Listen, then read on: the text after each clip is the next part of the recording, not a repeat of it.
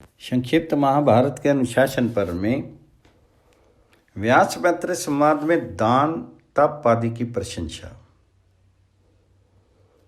युधिष्ठिर ने पूछा, पिता में विद्या तप और दान इनमें से कौन सा कर्म श्रेष्ठ है? तो भीष्म जी ने कहा, युधिष्ठिर, इस विषय में श्री कृष्ण द्वैपायन व्यास और मैत्रेय के संवाद रूप एक प्राचीन इतिहास का उदाहरण दिया जाता है। एक समय की बात है, भगवान श्री कृष्ण द्वैपायन वेद व्यास जी गुप्त रूप से विचरते हुए काशी में जा पहुंचे। वहां मुनियों की मंडली में मुनिवर मैत्रेय जी बैठे हुए थे। जब व्यास जी उनके पास गए तो मैत्रेय जी ने उन्हें पहचान लिया कि ये कोई महात्मा है। फिर उनका विधिवत पूजन करके उन्हें उत्तम अन्न भोजन कराया। वे उत्तम लाभदायक और सबकी रुचि के अनुकूल अन्न भोजन करके महामना व्यास जी बहुत संतुष्ट हुए। फिर जब वहां से चलने लगे तो कुछ मुस्कुराए। उन्हें मुस्कुराते देखकर मैत्रेय जी ने कहा, धर्मात्मन, मैं आपको प्रणाम करके पूछता हूं, आपके इस प्रकार मुस्कुराने का क्या कारण है? तो व्यास जी ने कहा, मैत्रेय जी, मैंने आपके यहां अतिछेद और अतिवाद का दर्शन किया है। अर्थात आपकी जो स्थिति है वे असाधारण कर्म के बिना प्राप्त होने वाली नहीं है, किंतु आपको ये सहज ही प्राप्त दिखाई देती है। यही जानकर मुझे विस्मय युक्त हंसी आई है। शास्त्र विधि के अनुसार दिया हुआ थोड़ा भी दान महान फल देने वाला होता है।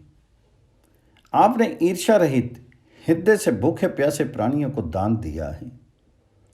मैं भूखा और प्यासा था, ऐसी स्थिति में मुझे अन्न देकर आपने तृप्त किया। इस पुण्य के प्रभाव से आपने महान यज्ञों द्वारा प्राप्त होने वाले बड़े बड़े लोकों पर विजय पाई है। अतः मैं आपके पवित्र दान से बहुत प्रसन्न हुआ हूं। आपका बल पुण्य का ही बल है और आपका दर्शन भी पुण्य का ही दर्शन है। इस दान रूप पुण्य के प्रभाव से ही आपके शीर से पवित्र गंध निकल रही है। तात, दान करना तीर्थ स्नान और वैदिक व्रत की पूर्ति से भी बढ़कर है। जितने पवित्र कर्म हैं उन सब से दान ही सबसे बढ़कर पवित्र और कल्याणकारी है। आप जिन जिन वेदोक्त उत्तम कर्मों की प्रशंसा करते हैं उन सब में दान ही श्रेष्ठ है। इसमें तनिक भी संदेह की बात नहीं है।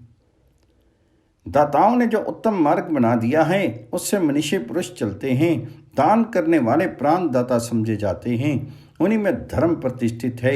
जैसे वेदों का स्वाध्याय, इंद्रियों का संयम और सर्वस्व का त्याग उत्तम है, उसी प्रकार दान भी इस संसार में अत्यंत उत्तम माना गया है। महामते, आपको इस दान के कारण उत्तम सुख की प्राप्ति होगी। बुद्धिमान मनुष्य दान करके उत्तरोत्तर श्रेष्ठ सुख प्राप्त करता है। यह बात हम लोगों के सामने प्रत्यक्ष है।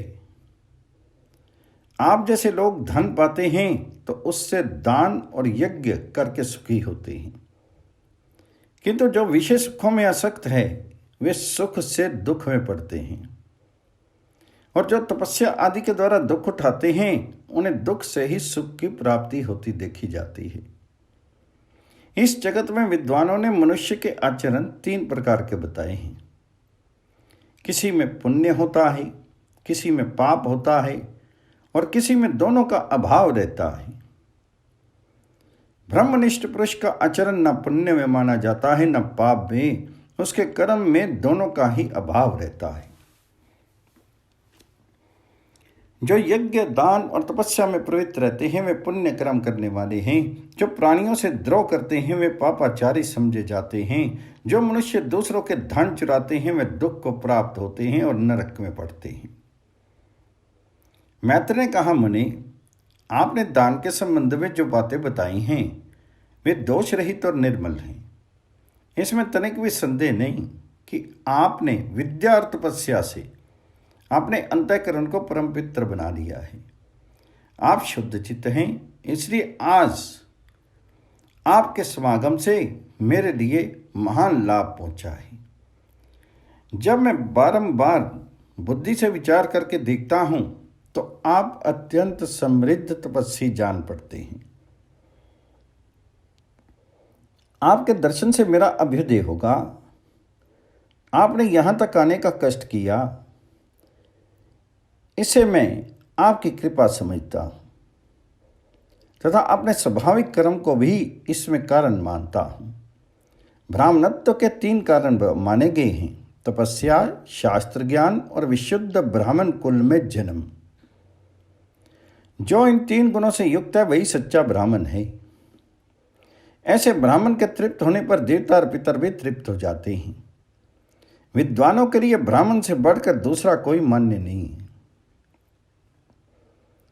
ब्राह्मण ना हो तो ये सारा जगत अज्ञान अंधकार से आच्छन्न हो जाए, किसी को कुछ सूझ नहीं पड़े तथा चारों वर्णों की स्थिति धर्म अधर्म और सत्य असत्य कुछ भी नहीं रह जाए। जैसे मनुष्य उत्तम खेत में बीज बोने पर उसका हल पाता है, उसी प्रकार विद्वान ब्राह्मण को दान देकर दाता पुरुष उत्तम फल का उपभोग करता है।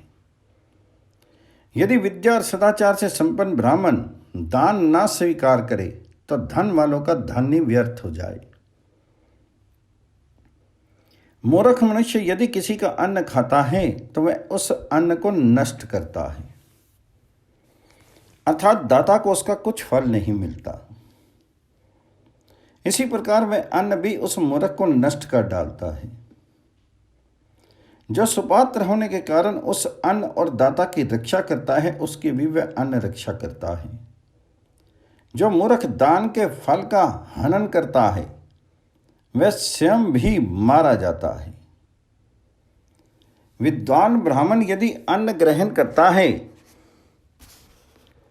तो वह उस अन्न का स्वामी होता है, अर्थात उसको पचाने की शक्ति रखता है तथा वह ईश्वर समर्थ होने के कारण दाता के लिए उसके दान के अनुरूप उत्तम फल उत्पन्न करता है।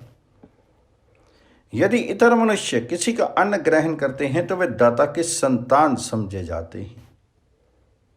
अतः अयोग्य व्यक्ति को दान लेने से इस सूक्ष्म दोष की प्राप्ति होती है, इसलिए उसे किसी का दान नहीं लेना चाहिए। दान देने वाले को जो पुण्य होता है वही पुण्य दान लेने वाले योग्य अधिकारी को भी मिलता है, क्योंकि दोनों एक दूसरे के उपकारक होते हैं। एक पहिए से गाड़ी नहीं चलती। प्रतिगृहिता के बिना दाता का दान नहीं सफल हो सकता, ऐसा ऋषियों का कथन है। जहां विद्वान और सदाचारी ब्राह्मण रहते हैं वहीं दिए हुए दान का फल इस लोक और परलोक में भी मिलता है। जो ब्राह्मण विशुद्ध कुल में उत्पन्न, तपस्या में लगे रहने वाले, दाता तथा अध्ययन संपन्न हैं, वे ही सदा पूज्य माने गए हैं। ऐसा सत्पुरुषों ने जिस मार्ग का निर्माण किया है उससे चलने वाले को कभी मोह नहीं होता। भीष्म जी कहते हैं, युधिष्ठिर, मैत्र के इस प्रकार कहने पर भगवान वेद व्यास जी बोले, आप बड़े सौभाग्यशाली जो ऐसी बातों का ज्ञान रखते हैं। आपको इस तरह की बुद्धि भी सौभाग्य से ही प्राप्त हुई है। संसार के लोग उत्तम गुण वाले पुरुषों की ही अधिक प्रशंसा करते हैं। बड़े आनंद की बात है कि रूप, अवस्था और संपत्ति का अभिमान कर आपने मन पर तनिक भी प्रभाव नहीं डालते। इसे आप अपने ऊपर देवताओं का अनुग्रह समझिए। अस्तु, अब मैं दान से भी उत्तम धर्म का वर्णन करता हूँ। इस जगत में जितने शास्त्र और जो प्रवृत्तियाँ हैं वे सब वेद के ही आधार पर क्रमशः प्रचलित हुई हैं। मैंने सुना है कि मनुष्य तप और विद्या से ही महान पद को प्राप्त होता है तथा तप के ही प्रभाव से वह अपने पापों का नाश करता है।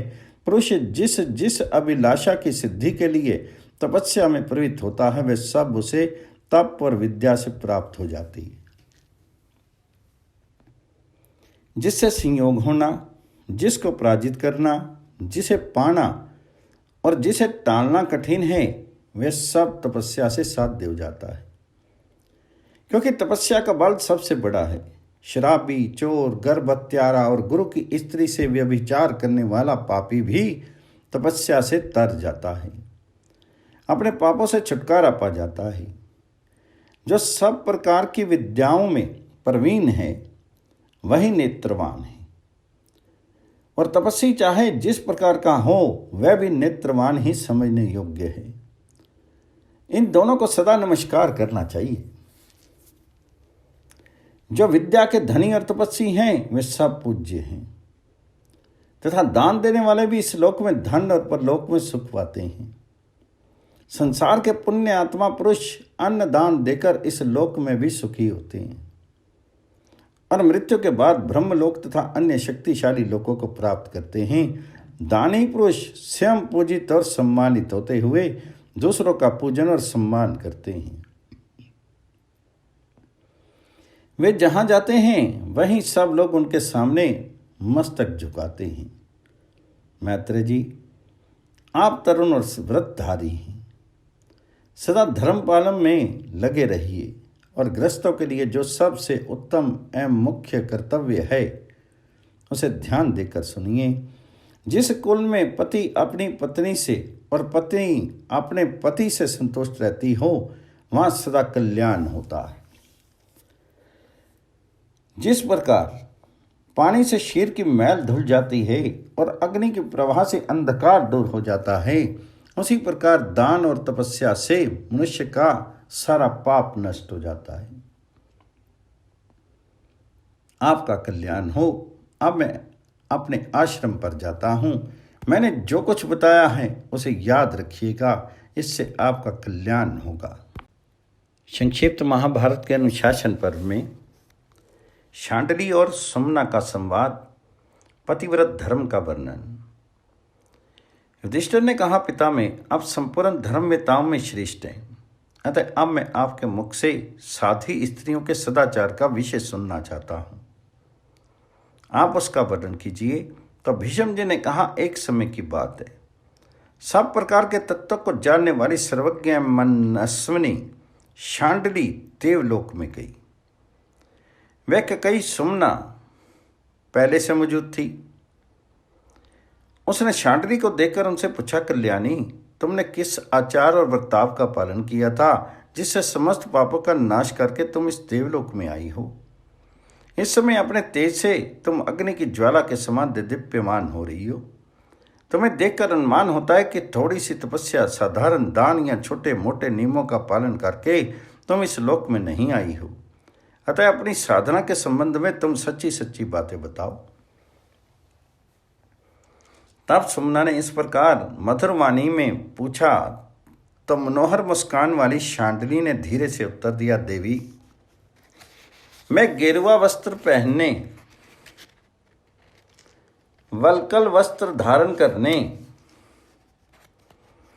मूंड मुंडाने या बड़ी बड़ी चटाएं रखने से इस लोक में नहीं आई हूं। मैंने सदा सावधान रहकर अपने पति देव के प्रति मुख से कभी अहितकर और कठोर वचन नहीं निकाले हैं। मैं सदा सास ससुर की आज्ञा में रहती और देवता पितर तथा ब्राह्मणों की पूजा में प्रमाद नहीं करती थी। किसी की चुगली नहीं खाती थी। चुगली की आदत मुझे बिल्कुल पसंद नहीं थी। मैं घर का दरवाजा छोड़कर अन्यत्र नहीं खड़ी होती थी और देर तक किसी से बात नहीं करती थी। मैंने कभी छिपकर या सामने किसी से अश्लील परिहास नहीं किया तथा मेरे द्वारा किसी का अहित भी नहीं हुआ है। यदि मेरे स्वामी किसी काम से बाहर जाकर फिर घर को लौटते हैं तो मैं उठकर उन्हें बैठने के लिए आसन देती और एकाग्र चित्त से उनकी पूजा करती थी। जो अन्न मेरे स्वामी नहीं खाना चाहते, जिस भक्ष्य भोज्य या चटनी आदि को वे नहीं पसंद करते, उन सब को मैं भी त्याग देती थी। सारे कुटुंब के लिए जो कुछ कार्य आ पड़ता मैं सब में सवेरे ही उठकर करा लेती थी। यदि किसी आवश्यक कार्यवश मेरे स्वामी परदेश जाते तो मैं नियम से रहकर उनके कल्याण के लिए नाना प्रकार के मांगलिक कार्य किया करती थी। स्वामी के बाहर चले जाने पर मैं अंजन, कुरोचन, माला और अंगराग आदि के द्वारा श्रृंगार नहीं करती थी। जब वे सुख से सोए हुए रहते, उस समय आवश्यक कार्य आ जाने पर भी मैं उन्हें नहीं जगाती थी, और ऐसा करके मेरे मन को विशेष संतोष होता था। परिवार के पालन पोषण के कार्य के लिए भी मैं उन्हें कभी तंग नहीं करती थी। घर की गुप्त बातों को सदा छिपाए रहती थी और घर द्वार को सदा झाड़ बुहार कर साफ रखती थी। जो स्त्री सदा सावधान रहकर इस धर्म मार्ग का पालन करती है, वे स्त्रियों में अरुंधति के समान आदरणीय होती है और स्वर्गलोक में भी उसकी विशेष प्रतिष्ठा होती है। भीष्म जी कहते हैं, युधिष्ठिर, इस प्रकार वे सौभाग्यशालिनी देवी शांडिली सुमना से पतिव्रत धर्म का वर्णन करके अंतर्ध्यान हो गई। संक्षिप्त महाभारत के अनुशासन पर्व में साम गुण की प्रशंसा, राक्षस और ब्राह्मण का संवाद। युधिष्ठिर ने पूछा, भरत श्रेष्ठ, आप साम और दान में किसको श्रेष्ठ मानते हैं? भीष्म जी ने कहा, बेटा, कोई मनुष्य साम से प्रसन्न होता है और कोई दान से। अतः पुरुष की प्रकृति को समझकर दानों में से एक का प्रयोग करना चाहिए। अब तुम साम के गुणों को सुनो। साम के द्वारा भयानक से भयानक प्राणी वश में किए जा सकते हैं। इस विषय में एक प्राचीन इतिहास सुनाता हूँ। कोई बुद्धिमान ब्राह्मण निर्जन वन में घूम रहा था। उसी समय एक राक्षस ने आकर उसे खाने की इच्छा से पकड़ लिया। ब्राह्मण की बुद्धि तो अच्छी थी ही, वह विद्वान भी था, इसलिए उस राक्षस की भीषण आकृति देखकर भी ना तो वो घबराया और ना दुखी ही हुआ, बल्कि उसके प्रति साम नीति का प्रयोग करने लगा। राक्षस ने ब्राह्मण के शांति में वचनों की प्रशंसा की और कहा, मेरे प्रश्न का उत्तर दे दो तो मैं तुम्हें छोड़ दूंगा। बताओ, इतना दुर्बल और उदास क्यों हो रहा हूं? यह सुनकर ब्राह्मण ने कुछ देर विचार किया, फिर बड़े धैर्य के साथ उसने उनके प्रश्नों का उत्तर देना आरंभ किया।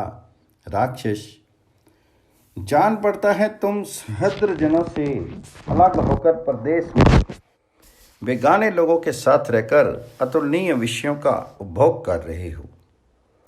तुम्हारे मित्र तुम्हारे द्वारा भली भांति सम्मानित होने पर भी अपने स्वभाव दोष के कारण तुमसे विमुख रहते हैं। गुणों में जो तुम्हारी अपेक्षा बहुत ही निष्कृष्ट है, वे जड़ मनुष्य भी धन और ऐश्वर्य में अधिक होने के कारण सदा तुम्हारी अवहेलना किया करते हैं। इसी कारण तुम दुर्बल और उदास हो रही।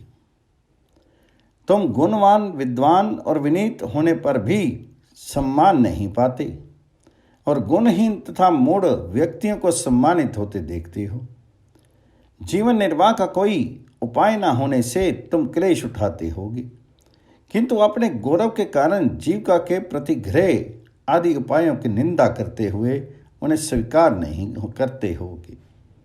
संभव है ये तुम्हारी उदासी और दुर्बलता का कारण हो। तुम सज्जनता के कारण अपने शरीर को कष्ट देकर भी जब किसी का उपकार करते होवोगे तो वह तुम्हें अपनी शक्ति से पराजित समझता होगा। जिसका चित्त काम और क्रोध से आक्रांत है, अतएव जो कुमार्ग में चलकर कष्ट भोग रहे हैं, संभवतः ऐसे ही लोगों के लिए तुम सदा चिंतित रहते होगे। यद्यपि तुम बड़े बुद्धिमान हो तो भी अज्ञानी पुरुष तुम्हारी हंसी उड़ाते होंगे और दुराचारी मनुष्य तुम्हारा तिरस्कार करते होंगे। शायद यही तुम्हारी उदासीनता और दुर्बलता का कारण हो। अथवा यह भी हो सकता है कि कोई शत्रु ऊपर से श्रेष्ठ पुरुष के समान वर्ताव करता हुआ आया हो और मुंह से मित्रता की बातें करके तुम्हें धोखा देकर भाग गया हो। तुम अर्थ ज्ञान में प्रसिद्ध, रहस्य की बातें समझने में कुशल और विद्वान हो तो भी गुणज्ञ पुरुष शायद तुम्हारा सम्मान नहीं करते। इसी से तुम उदासीन और दुर्बल रहते हो। तुम संदेह रहित होकर उत्तम बातों का उपदेश करते हो तो भी नीच पुरुषों के समुदाय में तुम्हारे गुणों की प्रतिष्ठा नहीं होती। अथवा यह हो सकता है कि तुम धन, बुद्धि और विद्या से हीन होकर भी केवल शारीरिक शक्ति के आधार पर बड़प्पन चाहते रहते हो। और इसमें सफलता ना मिली हो। मुझे तो ऐसा अनुमान होता है कि तुम्हारा मन तपस्या में लगा हुआ है और इसी के लिए तुम जंगल में रहना चाहते हो, किंतु तुम्हारे भाई बंधु ये बात नहीं पसंद करते।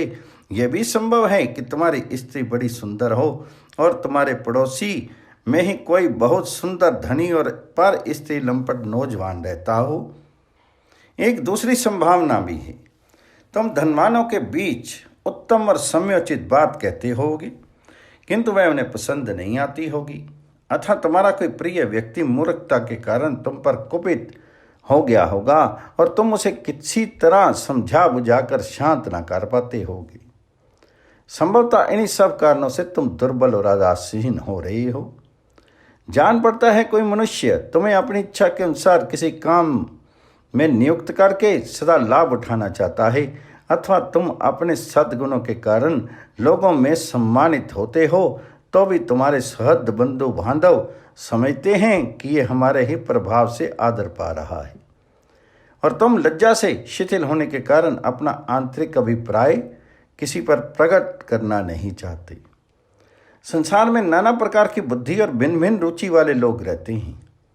उन सब को तुम अपने गुणों से वश में करना चाहते हो, अथवा यह भी हो सकता है कि तुम विद्वान ना होकर भी विद्या से मिलने वाले यश को पाना चाहते हो। डरपोक होने पर भी प्रकारम जित जनित कीर्ति की अभिलाषा रखते हो और अपने पास थोड़ा सा धन रहने पर भी बड़े बड़े दानों का यश प्राप्त करना चाहते हो। यही तुम्हारी उदासीनता और दुर्बलता का कारण जान पड़ता है। एक बात यह भी ध्यान में आती है कि तुम्हें अपना कोई दोष नहीं दिखाई देता, तो भी लोग अकारण ही तुम्हें कोसते रहते हैं। तुम साधु पुरुषों को गृहस्थ, दुर्जनों को वनवासी और सन्यासियों को मठ मंदिर आदि में आसक्त देखते हो। इसी चिंता से उदासीन और दुर्बल होते जा रहे हो। तुम्हारे स्नेही बंधु बांधव कष्ट में पड़कर दरिद्रता का दुख भोगते हैं और तुम उन्हें उनसे मुक्त नहीं कर पाते, इसलिए अपने धनहीन जीवन को व्यर्थ समझते हो। तुम्हारी बातें धर्म, अर्थ और काम के अनुकूल एवं सामयिक होती हैं, तो भी दूसरे लोग उन पर विश्वास नहीं करते। मनीषी होने पर भी जीवन की इच्छा से तुम्हें अज्ञानी पुरुषों के दिए हुए धन पर गुजारा करना पड़ता है। तुम्हारे सहृद संबंधी एक दूसरे से विरोध रखते हैं और तुम उनका प्रिय करना चाहते हो। वेदज्ञ ब्राह्मणों को वेद विरुद्ध कर्म करते और विद्वानों को इंद्रियों के वश में पड़े देखकर तुम निरंतर चिंतित रहते हो। संभवतः इन्हीं सब कारणों से तुम्हारा शरीर उदास और दुर्बल हो गया है। ऐसा कहकर उस ब्राह्मण ने राक्षस का सम्मान किया, तो राक्षस ने भी ब्राह्मण का विशेष सत्कार किया। उसने उसी समय ब्राह्मण को अपना मित्र बना लिया और उसे धन देकर छोड़ दिया।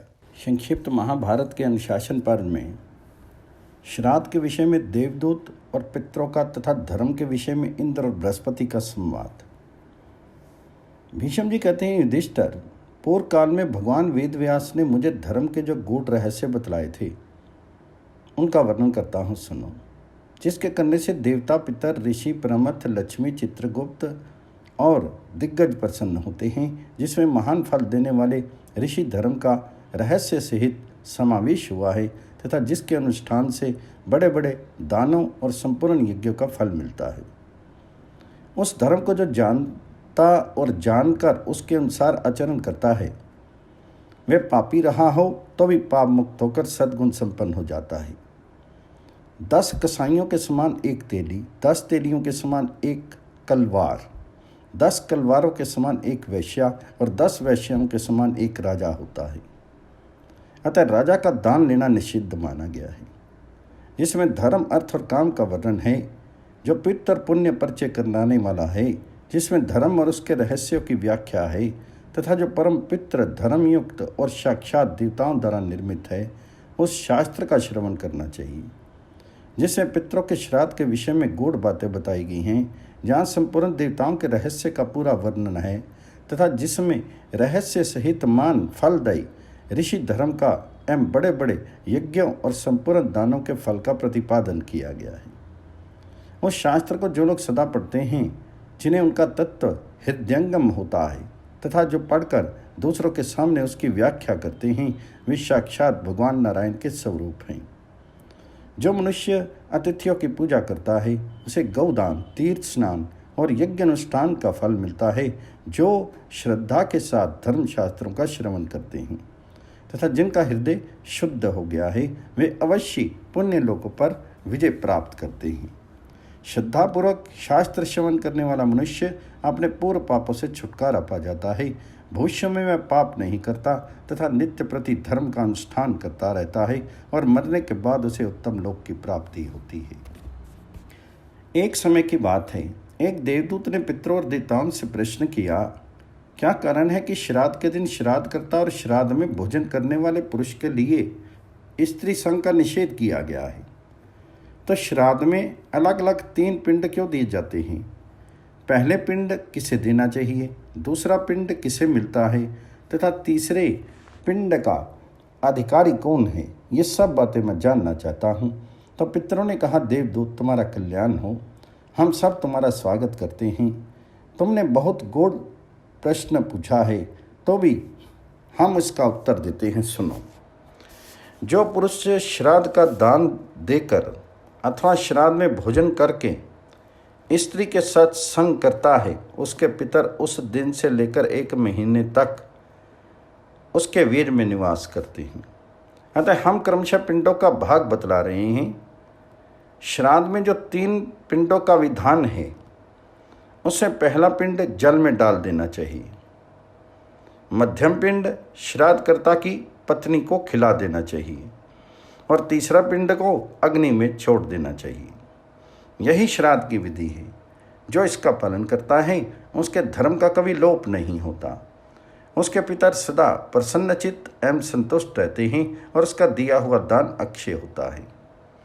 देवदूत ने पूछा, पितृगण, आप लोगों ने पिंडों का क्रमशः विभाग बतला दिया, किंतु पहले पिंड को जो जल में डाल देने की बात बताई है, उसके अनुसार यदि वह जल में डाल दिया जाए तो नीचे जाकर वह पिंड किसे मिलता है, किस देवता को प्रसन्न करता है तथा किस प्रकार उससे पितरों का उद्धार होता है? इसी प्रकार यदि मध्यम पिंड पत्नी ही खा जाती है तो उसके पितर किस प्रकार उस पिंड का उपभोग करते हैं तथा अंतिम पिंड जब अग्नि में डाल दिया जाता है तो उसकी क्या गति होती है, वह किस देवता को मिलता है? ये सब बातें मैं सुनना चाहता हूँ। तो पितरों ने कहा, देवदूत, पहला पिंड जो पानी के भीतर चला जाता है, वह चंद्रमा को तृप्त करता है और चंद्रमा स्वयं देवता तथा पितरों को संतुष्ट करते हैं।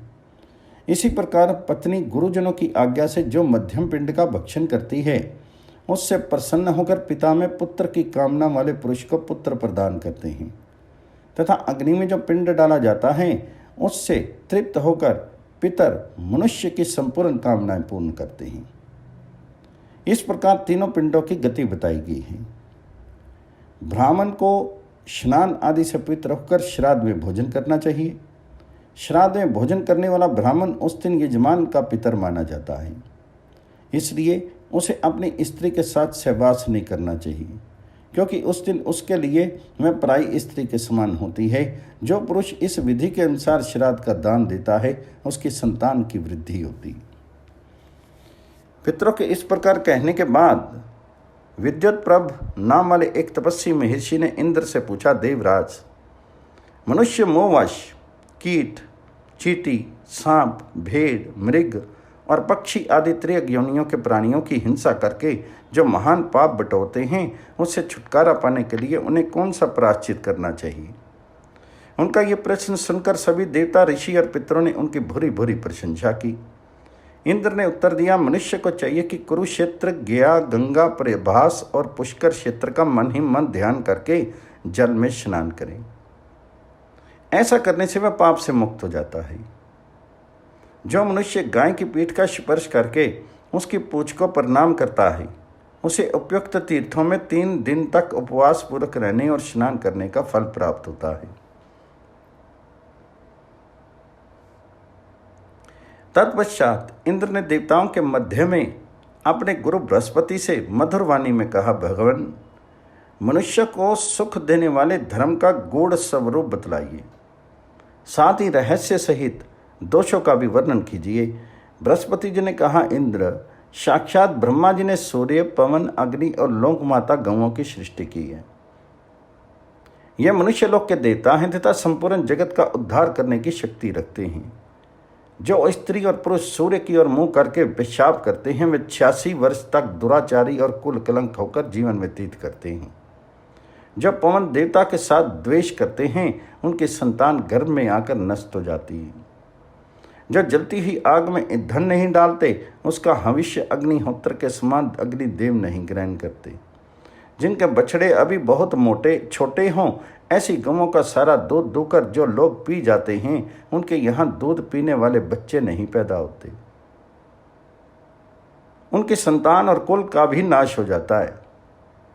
उत्तम कुल में उत्पन्न विद्वान ब्राह्मणों ने पूर्व काल में इसी प्रकार उक्त पापों का फल होता देखा है। इसलिए शास्त्र में जिन कर्मों का निषेध किया गया है, उसका परित्याग करना चाहिए, और जिन्हें कर्तव्य बतलाया गया है, उसका सदा अनुष्ठान करते रहना चाहिए। तदनंतर संपूर्ण देवता, मरुदगण और ऋषियों ने पितरों से पूछा, मनुष्यों की बुद्धि थोड़ी होती है, अतः मैं कौन सा कर्म करके जिससे आप लोग उसके ऊपर संतुष्ट होंगे? श्राद्ध में दिया हुआ दान किस प्रकार अक्षय हो सकता है? मनुष्य किस कर्म के अनुष्ठान से पितरों के ऋण से छुटकारा पा सकते हैं? इन बातों को सुनने के लिए हमें बड़ी उत्सुकता है। तब पितर ने कहा, देवगण, उत्तम कर्म करने वाले मनुष्य के जिस काम से हम संतुष्ट होते हैं, उसको सुनिए। नीले रंग के सांड छोड़ने, अमावस्या को तिल मिश्रित जल से तर्पण करने और वर्षा काल में दीपदान करने से मनुष्य का पितरों के ऋण से उद्धार होता है। इस प्रकार निष्कपट भाव से किया हुआ दान अक्षय और महान फल को देने वाला है, और इससे हम लोगों को भी सदा संतोष रहता है। जो पुरुष पितरों में श्रद्धा रखकर संतान उत्पन्न करेंगे, वे अपने प्रपिता में होकर दुर्गम नरक से उद्धार कर देंगे। इस प्रकार श्राद्ध के कालक्रम, विधि, पात्र और फल का यथावत वर्णन किया गया। संक्षिप्त महाभारत के अनुशासन पर्व में विष्णु, ब्रह्मा, अग्नि, लक्ष्मी तथा अंगिरा आदि ऋषियों के द्वारा धर्म के रहस्य का वर्णन। भीष्म जी कहते हैं, युधिष्ठिर, प्राचीन काल की बात है, एक बार देवराज इंद्र ने भगवान विष्णु से पूछा, भगवान, आप किस कर्म से प्रसन्न होते हैं? किस प्रकार आपको संतुष्ट किया जा सकता है? तब विष्णु जी ने कहा, इंद्र, ब्राह्मणों की निंदा करना मेरे साथ महान द्वेष करने के समान है। ब्राह्मणों की पूजा करने से मेरी भी पूजा हो जाती है, इसमें तनिक भी संदेह की बात नहीं है। जो मनुष्य प्रतिदिन भोजन के पश्चात ब्राह्मणों को प्रणाम करता है, मैं उस पर बहुत प्रसन्न होता हूँ। जो अपने घर पर ब्रह्मचारी ब्राह्मण को उपस्थित देखकर सबसे पहले उसे भोजन कराता है और पीछे अपने भोजन करता है, उसका वह भोजन अमृत के समान माना जाता है। जो प्रातःकाल की संध्या करके सूर्य के सम्मुख खड़ा होता है, उसे समस्त तीर्थों में स्नान का फल मिलता है और वह सब पापों से छुटकारा पा जाता है। फिर विश्वविख्यात विशिष्ट आदि सप्त ऋषियों ने पद्म योनि ब्रह्मा जी की प्रदक्षिणा की और सब के सब हाथ जोड़कर उनके सामने खड़े हो गए। उनमें से ब्रह्मवेत्ताओं में श्रेष्ठ विशिष्ट मुनि ने इस प्रकार प्रश्न किया, भगवान, मैं संपूर्ण प्राणियों के तथा विशेषतः ब्राह्मण और क्षत्रिय जाति के हित की दृष्टि से एक प्रश्न आपकी सेवा में उपस्थित करता हूँ। इस संसार में सदाचारी मनुष्य प्रायः निर्धन हैं। वे किस प्रकार और किस कर्म के अनुष्ठान से यज्ञ का फल पा सकते हैं? तब ब्रह्मा जी ने कहा, महान भाग्यशाली ऋषियों, मनुष्य को जिस प्रकार फल का यज्ञ का फल प्राप्त होता है वह बता रहा हूँ, सुनो। पौष मास के शुक्ल पक्ष में जिस दिन रोहिणी नक्षत्र का योग हो, उस दिन की रातें मनुष्य स्नान आदि से शुद्ध होकर एक वस्त्र धारण करके खुले मैदान में शयन करे और श्रद्धा एवं एकाग्रता के साथ चंद्रमा की किरणों का पान करे, निराहार रहे। ऐसा करने से उसको महान यज्ञ का फल मिलता है। यह मैंने तुम लोगों से बहुत गुप्त बात बताई है। अग्निदेव ने कहा, जो मनुष्य पूर्णिमा तिथि को चंद्र उदय के समय चंद्रमा की ओर मुंह करके उन्हें जल की एक अंजलि अर्घ्य घी और अक्षत तर्पण करता है, उसके अग्निहोत्र का कार्य पूर्ण हो जाता है। उसे गृहपत्य आदि 3 अग्नियों से हवन करने का फल मिलता है। जो मूर्ख अमावस्या के दिन किसी वृक्ष का एक पत्ता भी तोड़ लेता है, उसे ब्रह्म हत्या का पाप लगता है। अमावस्या को दातन करने वाला मनुष्य चंद्रमा की हिंसा करता है और उससे पितर भी उद्विग्न होते हैं। इतना ही नहीं, पर्व के दिन उसके दिए हुए भविष्य को देवता लोग नहीं स्वीकार करते और पितरों का भी उसके ऊपर कोप होता है, जिससे उसके वंश का नाश हो जाता है। लक्ष्मी बोली, जिस घर में बर्तन फूटे, आसन फटे और पात्र इधर उधर बिखरे रहते हैं तथा जहाँ स्त्रियां मारी पीटी जाती हैं, वह घर पाप के कारण दूषित होता है। वहाँ से उत्सव और पर्व के अवसरों पर देवता निराश लौट जाते हैं, उस घर की पूजा नहीं स्वीकार करते। गार्ग ने कहा, सदा अतिथियों का सत्कार करो, यज्ञशाला में दीप जलाओ, दिन में ना सोएं, मांस नहीं खाएं, गौ और ब्राह्मण की हत्या नहीं करें तथा प्रतिदिन पुष्कर तीर्थ का नाम लिया करें। ये रहस्यमय धर्म सर्वश्रेष्ठ और महान फल देने वाला है। सैकड़ों बार किए हुए यज्ञ का फल भी क्षीण हो जाता है, किंतु श्रद्धापूर्वक उपयुक्त धर्मों का पालन करने से प्राप्त होने वाले फल कभी क्षय नहीं होते।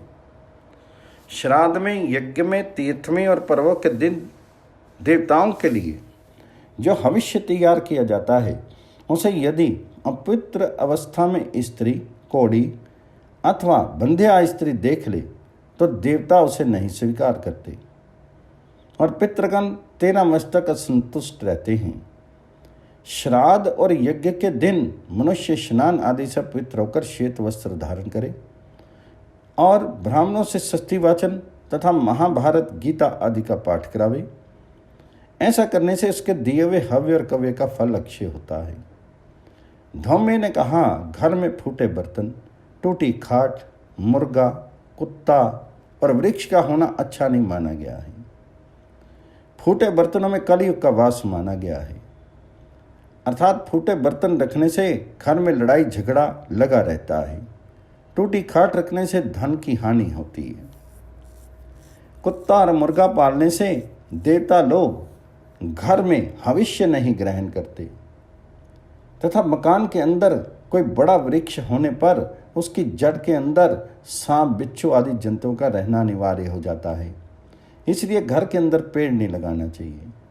तो जमदग्नि ने कहा, कोई अश्वमेघ या सैकड़ों वाजपेयी यज्ञ करे, नीचे मस्तक करके वृक्ष में लटके अथवा बहुत बड़ा अन्न सत्र खोल दे, किंतु यदि उसका हृदय शुद्ध नहीं है तो उसे अवश्य नरक में जाना पड़ता है, क्योंकि यज्ञ, सत्य और हृदय की शुद्धि ये तीनों बराबर हैं।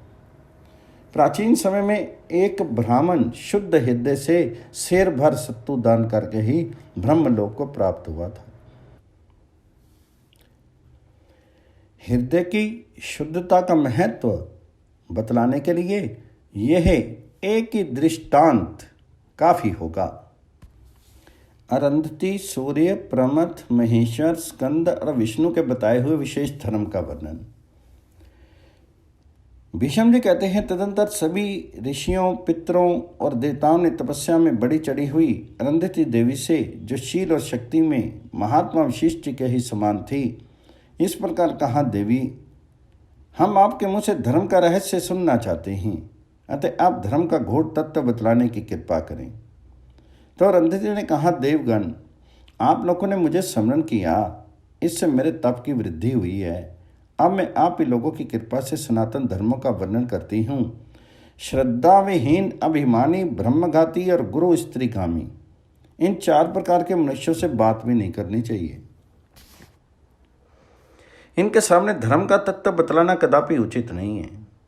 जो मनुष्य 12 वर्षों तक प्रतिदिन एक कपला गौ का दान करता, हर महीने में यज्ञ करता और पुष्कर तीर्थ में जाकर लाखों गौएं दान में देता है, उसके धर्म का फल उस मनुष्य के बराबर नहीं हो सकता जो अतिथि को अपनी सेवा से संतुष्ट करता है।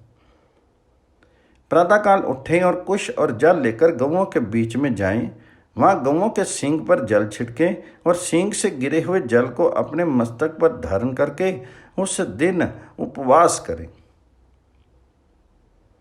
इससे जो पुण्य होता है उसका वर्णन सुनिए। तीनों लोकों में सिद्धचारण और महर्षियों से सेवित जो जो तीर्थ सुने जाते हैं, उन सब में स्नान करने से जो फल मिलता है वही गायों के सींग के जल से अपने मस्तक को सींचने पर प्राप्त होता है। यह सुनकर देवता, पितर और समस्त प्राणी बहुत प्रसन्न हुए तथा उन्होंने एक स्वर से साधुवाद देकर अरुंधति देवी के भूरी भूरी प्रशंसा की। फिर ब्रह्मा जी ने कहा, महाभागे, तुम धन्य हो, तुमने रहस्य सहित अद्भुत धर्म का वर्णन किया। मैं तुम्हें वरदान देता हूं, तुम्हारी तपस्या सदा बढ़ती रहे। तदंतर महान तेजस्वी भगवान सूर्य ने देवताओं और पितरों से कहा, ब्रह्म हत्यारा, गौ हत्या करने वाला, पार स्त्री लंपट, श्रद्धाहीन और स्त्री से जीव का चलाने वाला, ये 5 प्रकार के दुराचारी नर धम सरता त्याग कर देने योग्य हैं। इनसे बात भी नहीं करनी चाहिए। इनके पापों का कोई प्रायश्चित नहीं है। ये पापी प्रेत लोग यमपुरी में जाकर वहां के नरक में मछली की तरह पकाए जाते हैं तथा इन्हें पीप और रक्त का भोजन मिलता है।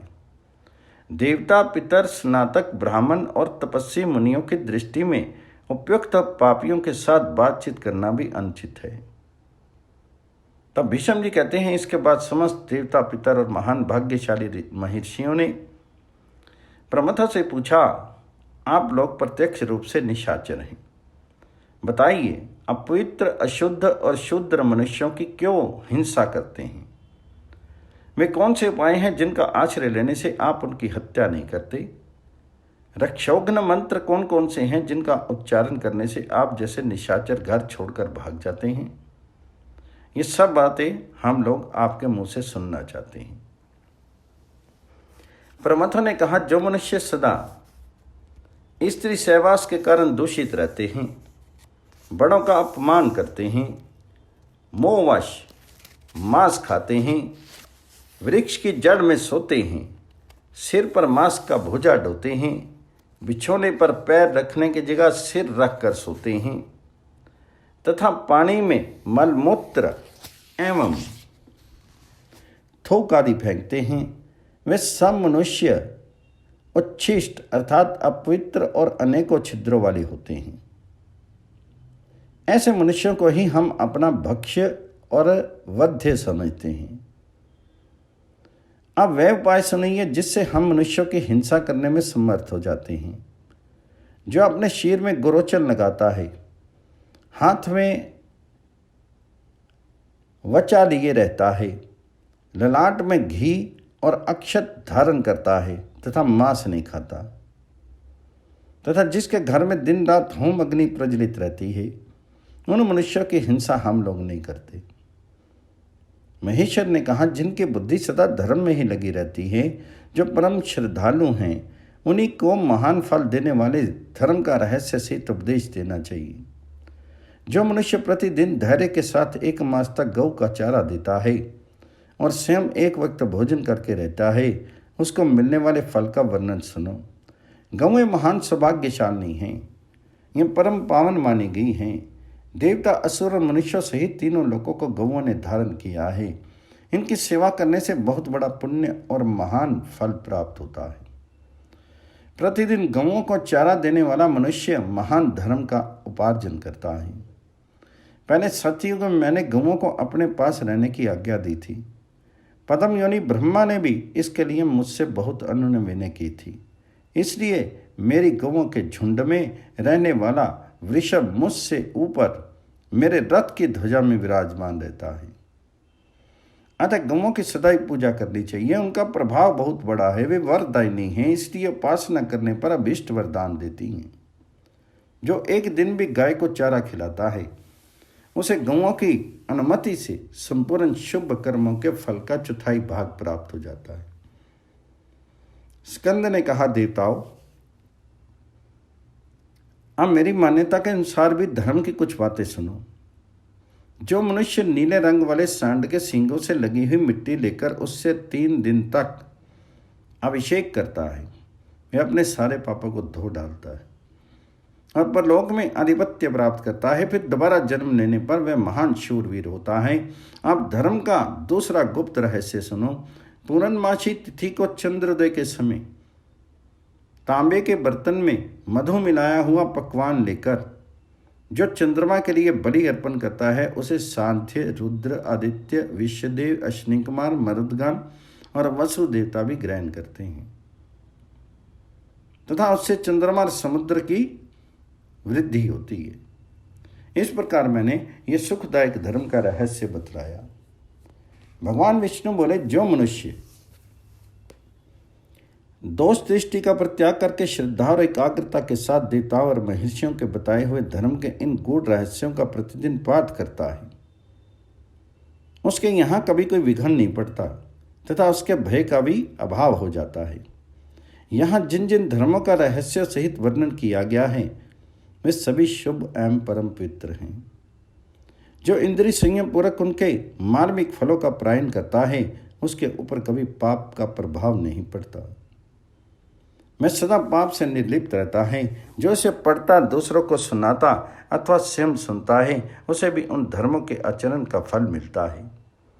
उसका दिया हुआ हव्य कव्य अक्षय होता है और उसे देवता तथा पितर बड़ी प्रसन्नता से स्वीकार करते हैं। जो पुरुष शुद्ध चित्त होकर पर्व के दिन श्रेष्ठ ब्राह्मणों को धर्म के इन रहस्यों का श्रवण कराता है वह सदा देवता, ऋषि और पितरों के आदर का पात्र होता है तथा उसकी सदा धर्म में प्रवृत्ति बनी रहती है।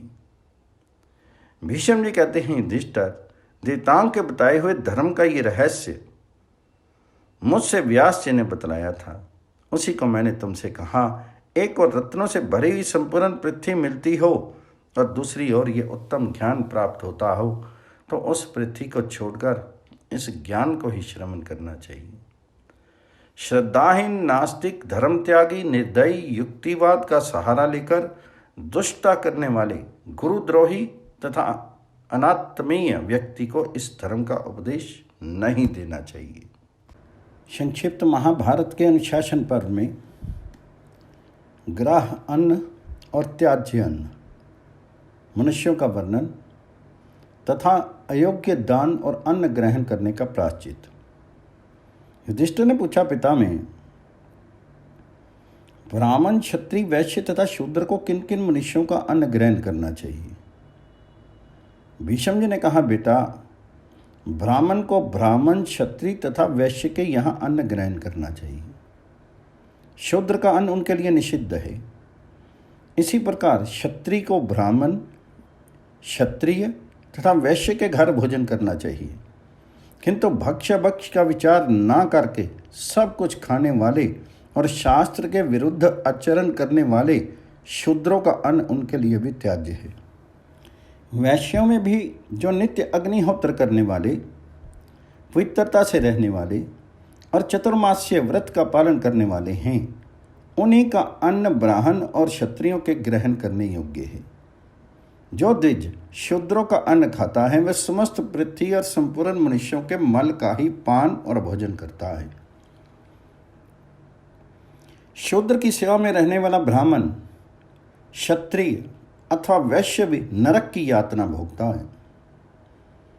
ब्राह्मण को वेदों के स्वाध्याय और मनुष्यों के कल्याणकारी कार्य में संलग्न रहना चाहिए।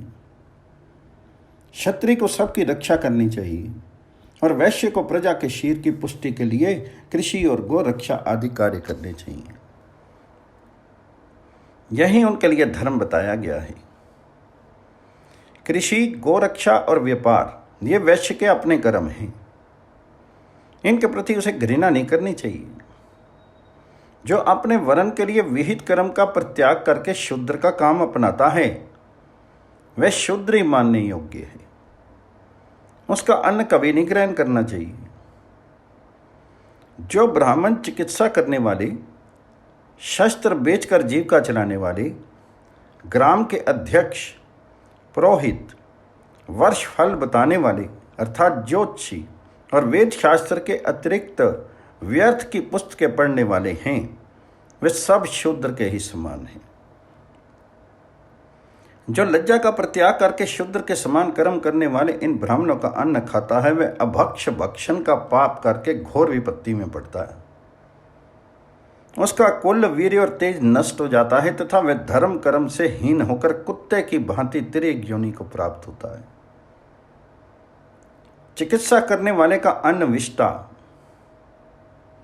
वैश्या का अन्न मूत्र और कारीगर का अन्न रक्त के समान माना गया है। विद्या बेचकर जीविका चलाने वाले पुरुष का अन्न भी शूद्र अन्न के ही समान है। अतः साधु पुरुष का उसका परित्याग कर देना चाहिए। जो कलंकित मनुष्य का अन्न ग्रहण करता है उसे रक्त का सरोवर कहते हैं। चुगलखोर का अन्न भोजन करना ब्रह्म हत्या के समान माना गया है। अवहेलना और अनादर पूर्वक मिले हुए अन्न को कदापि नहीं ग्रहण करना चाहिए। जो ब्राह्मण ऐसे अन्न को भोजन करता है वह रोगी होता है और उसके कुल का भी संहार हो जाता है। नगर रक्षक का अन्न खाने वाला चंडाल होता है। गौ हत्या करने वाले, ब्रह्मघाती, शराबी और गुरु पत्नीगामी मनुष्यों के यहाँ भोजन करने वाला ब्राह्मण राक्षस कुल में जन्म लेता है। धरोहर हड़पने वाला, कृतघ्न तथा नपुंसक का अन्न खाने से भीलों के घर में जन्म लेना पड़ता है। युधिष्ठिर, जिसका अन्न नहीं खाने योग्य और जिसका खाने योग्य है उसका मैंने विधि पूर्वक परिचय दे दिया, अब और क्या सुनना चाहते हो? तो युधिष्ठिर ने कहा, पिता में प्रायः ब्राह्मणों को ही हव्य और कव्य का प्रतिग्रह लेना पड़ता है और उन्हें ही नाना प्रकार के अन्न ग्रहण करने का अवसर आता है। ऐसी दिशा में उन्हें जो पाप लगते हैं उनका क्या प्रायश्चित है, यह बताने की कृपा कीजिए। तब विषम जी ने कहा, राजन, महात्मा ब्राह्मणों को प्रतिग्रह लेने और भोजन करने के पाप से जिस प्रकार छुटकारा मिलता है वह प्रायश्चित मैं बता रहा हूँ, सुनो। ब्राह्मण यदि घी का दान ले तो गायत्री मंत्र पढ़कर अग्नि में समिधा की आहुति दे। तिल का दान लेने पर भी यही प्रायश्चित करना चाहिए। शहद और नमक का दान लेने पर उस समय से लेकर सूर्य उदय तक खड़े रहने से ब्राह्मण शुद्ध हो जाता है। स्वर्ण का दान लेकर गायत्री का जप करने और खुले तौर पर काला लोहा धारण करने से उसके दोष से छुटकारा मिलता है। धन, वस्त्र, अन्न, खीर और ईख के रस का दान ग्रहण करने पर भी स्वर्ण दान के समान ही प्रायश्चित करें। गन्ना, तेल और कुशों का प्रतिग्रह स्वीकार करने पर त्रिकाल स्नान करना चाहिए। धान, फूल, फल, जल, पुआ, जौ की लपसी और दही दूध का दान लेने पर तथा श्राद्ध में जूता और छाता ग्रहण करने पर 100 बार गायत्री मंत्र का जप करना चाहिए। इससे उक्त वस्तुओं के प्रतिग्रह का पाप नष्ट हो जाता है। ग्रहण के समय अथवा जिसे जन्ना शौच लगा हो उसके दिए हुए खेत का दान स्वीकार करने पर 3 रात उपवास करने से उसके दोष से छुटकारा मिलता है। जो ब्राह्मण कृष्ण पक्ष में किए हुए पितृ श्राद्ध का अन्न भोजन करता है वह 1 दिन और 1 रात व्यतीत होने पर शुद्ध होता है। ब्राह्मण जिस दिन श्राद्ध भोजन करे उस दिन संध्या गायत्री जप और दोबारा भोजन त्याग दे, इससे उसकी शुद्धि होती है। इसलिए अपराह्न काल में पितरों के श्राद्ध का विधान किया गया है, जिससे सवेरे की संध्या उपासना हो जाए और शाम को पुनः भोजन की आवश्यकता ही नहीं पड़े। ब्राह्मणों को 1 दिन पहले श्राद्ध का निमंत्रण देना चाहिए, जिससे वह श्राद्ध में भली भांति भोजन कर सके। जिसके घर किसी की मृत्यु हुई हो उसके यहाँ मरना शौच के 3रे दिन अन्न ग्रहण करने वाला ब्राह्मण 12 दिनों तक त्रिकाल स्नान करने से शुद्ध होता है।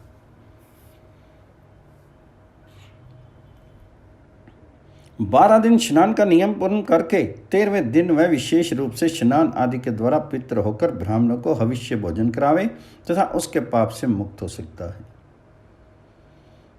जो मनुष्य किसी के यहाँ मरना शौच में 10 दिन तक अन्न खाता है उसे गायत्री मंत्र, रेवत्साम, कुष्मांड, अनुवाक और अघमर्षण का जप करना चाहिए। यही उक्त पाप के प्रायश्चित हैं। इसी प्रकार जो मरना शौच वाले घर में लगातार 3 रात भोजन करता है वह ब्राह्मण 7 दिनों तक त्रिकाल स्नान करने से शुद्ध होता है। ये प्रायश्चित करने के बाद ही उसे सिद्धि मिलती है और सिर पर आने वाली भारी विपत्ति टलती है। जो ब्राह्मण शूद्र के साथ एक पात्र में भोजन कर लेता है उसके लिए कोई प्रायश्चित नहीं है। यदि ब्राह्मण वैश्य के साथ एक पात्र में भोजन कर ले तो यह 3 रात का व्रत करने पर उसके पाप से मुक्त होता है। क्षत्रिय के साथ एक पात्र में भोजन करने वाला ब्राह्मण वस्त्र सहित स्नान करने से शुद्ध होता है। ब्राह्मण का तेज उसके साथ भोजन करने वाले शूद्र के कुल का, वैश्य के पशु और बांधों का तथा क्षत्रिय की लक्ष्मी का नाश कर डालता है। इसके लिए प्रायश्चित और शांति होम करना चाहिए। गायत्री, रेवत्साम, पितृष्टि, कुष्मांड, अनुवाक और अघमर्षण मंत्र का जप भी आवश्यक है। इससे पाप की निवृत्ति होती है। किसी का झूठा अथवा उसके साथ एक बर्तन में भोजन नहीं करना चाहिए। प्रायश्चित करने के अनंतर गोरोचन, दूर्वा और हल्दी आदि मांगलिक वस्तुओं का स्पर्श करना चाहिए। संक्षिप्त महाभारत के अनुशासन पर्व में दृष्टांत पूर्वक दान की श्रेष्ठता और 5 प्रकार के दानों का वर्णन। युधिष्ठिर ने पूछा, पिता में आप कहते हैं दान और तप दोनों में से स्वर्ग की प्राप्ति होती है, किंतु इस पृथ्वी पर इन दोनों में श्रेष्ठ कौन सा है? तब भीष्म जी ने कहा, युधिष्ठिर, तपस्या से शुद्ध अंतःकरण वाले जिन धर्मात्मा राजाओं ने दान जनित पुण्य के प्रभाव से बहुत से उत्तम लोक प्राप्त किए हैं उनका नाम बता रहा हूं, सुनो। लोकमान्य महर्षि आत्रेय अपने शिष्यों को निर्गुण ब्रह्म का उपदेश देकर उत्तम लोक में गए हैं। काशी के राजा प्रतर्दन ने अपने प्यारे पुत्र को ब्राह्मण की सेवा में अर्पण कर दिया, जिसके कारण उन्हें इस लोक में अनुपम कीर्ति मिली और वह परलोक में भी वे अक्षय आनंद का उपभोग कर रहे हैं। संकृति नंदन राजा रंतिदेव ने महात्मा वशिष्ठ मुनि को विधिवत अर्धदान किया, जिससे उन्हें श्रेष्ठ लोकों की प्राप्ति हुई। देवरिद्ध नामक राजा यज्ञ में सोने की 100 कड़ियों वाले दिव्य छत्र का दान करके स्वर्ग लोक को प्राप्त हुए। सूर्यपुत्र कर्ण अपना दिव्य कुंडल देकर तथा महाराज जन्मेजय ब्राह्मण को स्वारी और गौ दान करके उत्तम लोकों में गए। राजऋषि वृषाधर्मी ने द्विजों को नाना प्रकार के रत्न रमणीय गृह प्रदान करके स्वर्गलोक में स्थान प्राप्त किया है। विदर्भ के पुत्र राजा निमि ने अगस्त मुनि को अपनी कन्या और राज्य का दान करके पुत्र, पशु और बांधवों सहित स्वर्ग में निवास किया है। महायशस्वी परशुराम जी ने ब्राह्मण को भूमि दान करके उन अक्षय लोकों को प्राप्त किया है जिन्हें पाने की मन में कल्पना भी नहीं हो सकती। एक बार संसार में वर्षा न होने पर मुनिवर वशिष्ठ जी ने समस्त प्राणियों को जीवन दान दिया था, जिससे उन्हें अक्षय लोकों की प्राप्ति हुई। राजऋषि कक्षसेन महात्मा वशिष्ठ जी को अपना सर्वस्व अर्पण करके स्वर्ग में गए। क्रंधम के पुत्र और अभिक्षित के पुत्र राजा मरुत ने अंगरा मुनि को अपनी कन्या देकर स्वर्ग में स्थान पाया है। पंचाल देश के धर्मात्मा राजा ब्रह्मदत्त ने निधि नामक शंख का दान करके परम गति प्राप्त की है। मनु के पुत्र राजा सुधम्न ने महात्मा लिखित को धर्म के अनुसार दंड देकर उत्तम लोकों में स्थान प्राप्त किया है। महान यशस्वी राजऋषि सहस्त्रचित्य ब्राह्मण के लिए अपने प्यारे प्राणों की बलि देकर श्रेष्ठ लोक में गए हैं। महाराज शतधुम्न ने मुद्गल्य नामक ब्राह्मण को समस्त कामनाओं से परिपूर्ण स्वर्ण में महल दान देकर स्वर्ग प्राप्त किया है। राजा समन्यु ने भक्ष्य भोज्य पदार्थों की परतों के समान ढेरी लगाकर उसे शांडिल्य को दान किया था, इससे वे उन्हें स्वर्ग की प्राप्ति हुई है। अतः तेजस्वी शालु नरेश च्युतिमान ने ऋचिक मुनि को राज्य देकर उत्तम लोक पाया है। राजऋषि मद्रास्य अपनी सुंदरी कन्या हिरण्यहस्त को देकर देवलोक के निवासी हुए। राज ऋषि लोमपाद ने ऋष्यशृंग मुनि को अपनी शांता नाम वाली कन्या दान की थी। इससे उनकी समस्त कामनाएं पूर्ण हुई। राज ऋषि भगीरथ अपनी यशस्विनी कन्या हंसी को कोत्स ऋषि की सेवा में देकर अक्षय लोक में गए हैं। राजा भगीरथ ने कोहल नामक ब्राह्मण को 1,00,000 कुएं दान की। इससे उन्हें उत्तम लोक प्राप्त हुए। युधिष्ठिर ये तथा और भी बहुत से राजा दान और तपस्या के प्रभाव से बारंबार स्वर्ग को जाते और पुनः वहां से इस लोक में लौट आते हैं। जिन ग्रस्तों ने दान और तपस्या के बल से उत्तम लोकों पर विजय पाई है, उनकी कीर्ति जब तक ये पृथ्वी कायम है तब तक बनी रहेगी। ये श्रेष्ठ पुरुषों का चरित्र बतलाया गया है। ये सब नरेश दान, यज्ञ और संतान उत्पादन करके स्वर्ग में प्रतिष्ठित हुए हैं। तुम भी सदा दान करते रहो। तुम्हारी बुद्धि दान और यज्ञ की क्रिया में संलग्न होकर धर्म की उन्नति करती रहे। अब संध्या होगी है। इस समय यदि तुम्हारे मन में कुछ संदेह बाकी रह गए हों तो उसका समाधान कल सवेरे करूँगा। दूसरे दिन प्रातःकाल युधिष्ठिर ने पूछा, पिता में अब मैं ये सुनना चाहता हूँ कि दान किसको देना चाहिए, किन कारणों से देना चाहिए और दान के कितने प्रकार हैं। तो भीष्म जी ने कहा, कुंती नंदन, सभी वर्ण के लोगों को दान किस प्रकार करना चाहिए ये बतला रहा हूँ, सुनो। दान के 5 हेतु हैं, धर्म, अर्थ, भय, कामना और दया। इन्हीं से वह 5 प्रकार का माना गया है। दान करने वाला मनुष्य इस लोक में कीर्ति और परलोक में उत्तम सुख पाता है। इसलिए ईर्ष्या रहित होकर ब्राह्मण को अवश्य दान देना चाहिए। यह धर्म मूलक दान कहलाता है। अमुक मनुष्य मुझे दान देता है अथवा दान देगा या अमुक ने मुझे दान दिया है, याचकों के मुंह से ये बातें सुनकर कीर्ति की इच्छा से जो कुछ दान किया जाता है वे सब अर्थमूलक दान है। ना मैं इसका हूँ ना ये मेरा है, तो भी यदि इसको कुछ ना दूँ तो ये अपमानित होकर मेरा अनिष्ट कर डालेगा। ये सोचकर विद्वान पुरुष किसी मूर्ख को जो दान देता है वे भय निमित्त दान है। ये मेरा प्रिय है और मैं इसका प्रिय हूँ, ये विचार करके बुद्धिमान मनुष्य अपने मित्र को जो कुछ देता है वह कामना मूलक का दान है। ये बेचारा बड़ा गरीब है और मुझसे मुंह खोलकर मांग रहा है, थोड़ा देने से भी बहुत संतुष्ट होगा। ये विचार कर दरिद्र मनुष्य के लिए यदि कुछ दिया जाता है तो वह दया निमित्तक दान कहलाता है। इस तरह पुण्य और कीर्ति को बढ़ाने वाला 5 प्रकार का दान बतलाया गया है। प्रजापति का वचन है कि सबको अपनी शक्ति के अनुसार दान अवश्य करना चाहिए।